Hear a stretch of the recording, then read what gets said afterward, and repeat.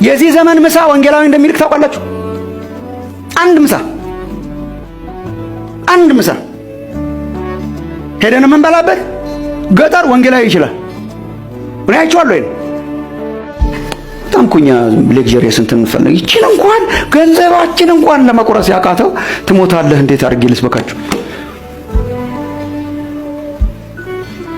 አንድ ጊዜ እኔ ለሚሽን ኮንፈረንስ ወደ ካናዳ ለመጀመሪያ ጊዜ ሲሄድ እዚህ ብዙ ወንጌላውያንን ሰፖርት ስለምናደርግ ገጠር የሚሄዱ ወንጌላውያንን በአገልግሎታችን አንድ ሰው የሆነ ቦታ እያገለገለ ስሙን አልጠቅስላችሁም በጣም ብዙ ሰው መዳን ጀመረ። በጣም ብዙ ሰው መዳን ሲጀምር ስራውን አጣ። ልጆች አሉት እና ደብዳቤ ጻፈልን ማለት ነው። እሱን ደብዳቤ አንብቤ ነው ካናዳ ሄድኩት።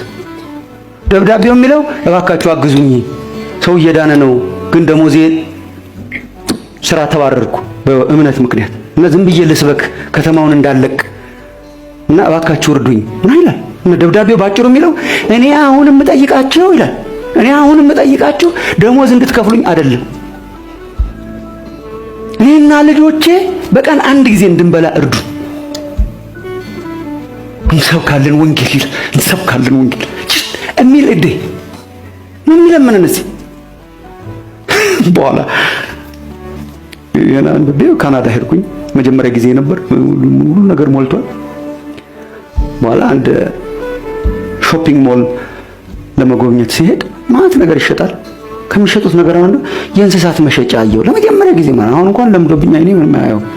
እንስሳት የቤት እንስሳት ድመቱ ምኑ የሚሸጥበት ማለት እሱ አለ እና አይኔን ማመን ያቃተው የሆነ ኬጅ ውስጥ ሆነ አይጣለች፣ ነጭ አይጥ እና አይጥት ልቧል የወሰደችኝ እህት አበሻ ነበረች። እቺን የሚገዛት አለ አልኩ። ማሙሻ ትገዛለች አለች እና ዋጋዋ $30 ይላል። ያን ጊዜ በነበረው ምንዛሬኛ $30 አካባቢ ነው የምንደጉማቸው ወንጌላውያን። ሰው ለካ $30 ወስዶ ወይ አይጥ ይገዛል ወይ የእግዚአብሔር መንግስት ያስፋፋል።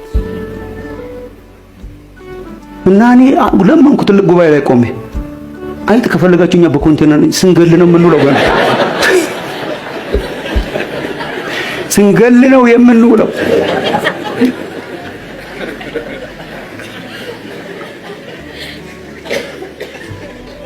ይሄ የዛሬ 23 ዓመት ነበር በካናዳ የተሳለምኩት። ከ23 ዓመት በኋላ በአገራችን ክርስቲያን ራሱ መሳለቅ የአገራችን ክርስቲያን ያሳዝነኛል። አይጥ አይገዛ ይሆናል። ስንት አይጥ ስንሰበስብ እንውል፣ ቤታችን አካብተን ማንጠግብ፣ ሚሽናል ሜንታሊቲ የሌለን፣ እግዚአብሔር በሰጠን ሀብትና ንብረት የእግዚአብሔርን ስራ ማንሰራ፣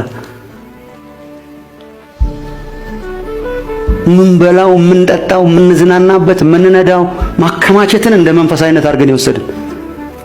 ወገኖቼ ይሄንን ሳክሪፋይስ አድርገን የኢየሱስን ህይወት መኖር አይበቃም? እኮ ከዚያስ እያለ ሰው ቢጠይቅ ምንድነው የምንመልሰው? ከዚያስ ቤት ሰራለሁ፣ ከዚያስ ቤቱን በቃ ሞላዋለሁ፣ ከዚያስ መኪና እንትን፣ ከዚያስ በጀት ትበራለሁ፣ ከዚያስ እሺ፣ ከዚያስ ምንም ከዛስ እዚች አጭሯ ላይ የምትመለሰው ስንት ስፔንድ እያደረግን እንዴ! በጣም ብዙ የእግዚአብሔርን ስራዎች ሰርተናል እኛ በዚህ ምድር። አንፎርቹኔትሊ ብር ያገኘነው ከውጭ ሀገር ነው። ይህ ሪቨርስ መደረግ አለበት። ያለዛ ዝም ብለን ወደ ቤታችን ብንሄድ ይሻላል። በጣም ብዙ ወንጌላውያን ልከናል። በጣም ብዙ አብያተ ክርስቲያናት ታንጸዋል። የእውነት በጣም በብዙ ሺህ የሚቆጠሩ ቅዱሳት መጽሐፍት አሁንም እናሰራጫለን። 5 ሳንቲም ከዚህ ሀገር አግኝተን አናውቅም። 5 ሳንቲም። እና እኔ የሚረዱን ሰዎች ሀብታሞች መስሎኝ ነበር። የሚረዱን ክርስቲያኖች ሄጄ ሳይ ነው አልቅሼ የመጣሁት። ወገባቸው የሚንቀጠቀጥ ጡረተኞች፣ ከጡረታ ገንዘባቸው ቀንሰው ቋም ያደርጉ ካፌቴሪያ ከፍተው አንድ ቸርች 1997 በፈረንጅ ሀገር ሲሄድ ስዊድን ሀገር ስንሄድ ይሄንን ባይብል ኮሌጅ አሁን እናንተ ያላችሁበትን ሰፖርት የሚያደርጉት ስዊድናውያን ነበሩ። እኔ ፕሪንሲፓል ነበርኩ የዛን ጊዜ። ይሄንን ኮሌጅ ማለት ነው አፍሪካ ውስጥ ያለ ባይብል ኮሌጅ። ይሄንን ሁሉ ህንጻ የሰሩት ስዊድን ያሉ ክርስቲያኖች ናቸው። ይሄ ፊት ለፊታችን ያለው ለማመስገን አንድ ጊዜ ሄጄ ብሩ ከየት እንደሚመጣ ሳይ ነው እኔ ሀብታም የሚረዳን ይመስለኝ ነበር። የመጨረሻዎቹ ምስኪኖች ካፌቴሪያ አቋቁመው ቸርቻቸው ውስጥ ወረፋ ይዘው ሰራተኛ ላለመቅጠር ከጠዋት እስከ ማታ እየሰሩ ደሞዛቸው እዚህ ይመጣል።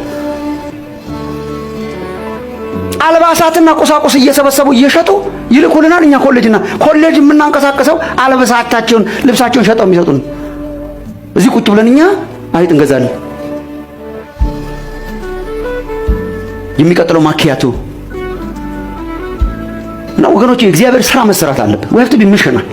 የወንጌል ዘመን ነው፣ ለእግዚአብሔር የሥራ ዘመን ነው። ወይ መስክረን እንለፍ ወይ በቃ ጨዋታ እናቁም። እና ይሄ ሪቨርስድ እንዲሆን ነው የልቤ ጨዋታ። እኔ ሪቨርስድ መሆናል። አሁን ሚሽነሪስ ከዚህ ሀገር መሄድ አለባቸው። ዙሪያ ገባውን እስቲ ተመልከቱት። አንድ ወንድም ሲሰብክ አንዴ ምን አለ? ኢትዮጵያ ውስጥ እኮ ክርስትና ከገባበት ዘመን ጀምሮ ሙቀጫ እንኳን ቢንከባለል ሞቃዲሾ ይገባ ነበር። ዝም ብለን እስቲ አካባቢያችንን እዩት። የአካባቢ ሀገሮች ተመልከቱ። አንድ ሚሽነሪ መላክ ያቅተናል። ማመን ይህችን ሳክሪፋይስ ማድረግ ያልቻለን ትሞታለህ። ወገኖቼ ወንጌል ሰብኮ ለወንጌል ኖሮ የክርስቶስን ስም አስከብሮ ከማለፍ በላይ ጀግንነት የለም። የእግዚአብሔር አብሮነት ከኛ ጋር ይሆናል። ወደፊት እግዚአብሔር ሊታደገን ይመጣል። and in the meantime የሱን ኑሮ እንኖራለን።